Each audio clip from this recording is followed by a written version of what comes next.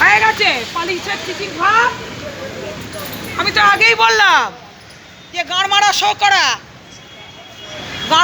করা, তবে গিয়ে পুলিশ টপের মধ্যে দেখিয়ে দেবো ডিউটি করেছি, এই হয়েছি, সেই হয়েছি। আর পুজোর বোনাসটা পেয়েছি, Bagpiper VAT 69, Kingfisher Black Dog Royal স্ট্যাগের এক গুজে নিয়ে গেছি, বাংলা মাল ইংলিশ মাল। আর মাগিদের নিয়ে কটা ঘষেছি রাতের জাপানি তেল।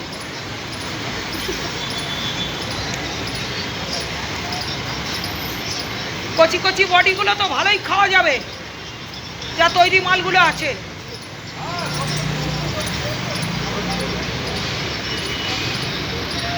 আর তো সারথীটাও রিটায়ার করেছে, পুজো কাকাটাকাও রিটায়ার করেছে 86 ব্যাচে। মনোজ মালপো গেছে, কাটমানি খাওয়া বসে রয়েছে খালি রাজীব কুমার পান্ডে কুটো টাকা খেয়ে গিয়ে সিপি হয়ে কয়েক বছর ভোকাটা হয়ে রইল। আর কাটমানি খাওয়া মালটা রয়েছে, তবে গিয়ে সাদা গাড়ি যাবে আনে খেল করিয়ে জজকোট রোড ধরে আর বিজয় বসুতি আর রেস কোর্সের গোড়া দিয়ে পুরো নাটক করা সাজানোর খেলা। যার জন্য আমি আগেই বলছিলাম যে এতগুলো লোকের এত কাজের এত অসুবিধা, আমি গিয়ে ঢুকে ব্যাগটাকে ছুঁড়ে বের করে দেখিয়ে দেবো বোম আছে কি আছে, নাটক করা সাজানো মালগুলো।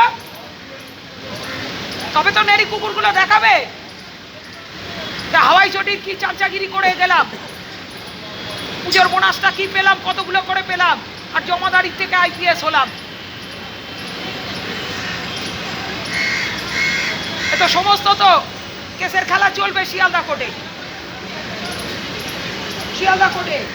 তাহলে একটা পাবলিকের মুখে আওয়াজ নেই, সব কটা গিয়ে এখানে ঝাঁপিয়ে পড়তো।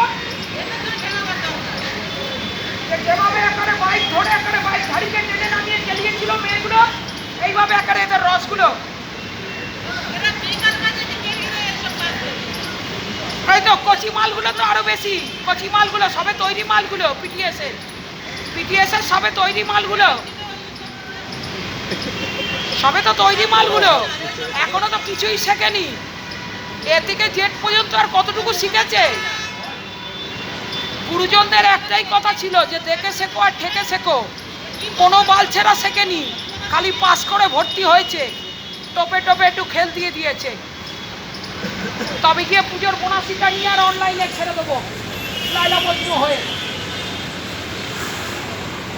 সে গুয়ের এপি টপি, আমাদের জমানা ছিল রোল গোল্ড আর এখন হয়েছে সিটি গোল্ড। তামা পেতল কাঁসার কোথায় গেছে? ঘরে ঘরে শাকের ফু ধূপধুনোর গন্ধ কোথায় গেছে? ইঞ্জেকশন মেরে চোখ কিডনি দেহ সব খুলে নিচ্ছে, মরা দেহ পাচার করে দিচ্ছে, তার চামড়া প্লাস্টিক সার্জারি করে দিচ্ছে। ওই জন্যই মুকেশ রাজীব কুমাররা খাচ্ছে বসে কাটমানি দলরা। এগুলোকে ধরিয়ে উত্তম মধ্যম খেলানো দরকার। আমি তো প্রথমেই বললাম যে আমি ঢুকে দেখিয়ে দেবো, ব্যাগটা টেনে নামিয়ে ছুঁড়ে ফেলে এতক্ষণ ধরে এত ঘন্টা ধরে আটকে রেখেছে ওই খোঁজরির জন্য নাটকটা শো দেখিয়ে দিল। এত ঘন্টা আমরা কাজ সেরে গেছি, খোঁজরিটার জন্য। খোঁজরি বারবার নবান্নই ডেকেছিল, ইমেল করে কোনো ডাক্তাররা যায়নি যে আমরা ভর্তি করতে গাঁড় মারাতে যাচ্ছি না, আমরা ন্যায্য কাজের বিচার চাই। দেশের টাকা নেই আর 150 কোটি টাকা কাপড় তোলা নাচতে চাচ্ছি শ্রাবণ দশেরা।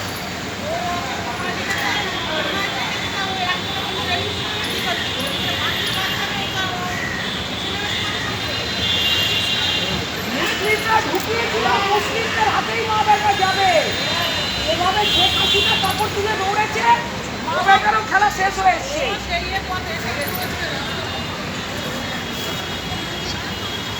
কাপড় তুলে যেভাবে একেবারে পুরো শেখ হাসিনা দৌড়েছে ওইভাবেই দৌড়বে।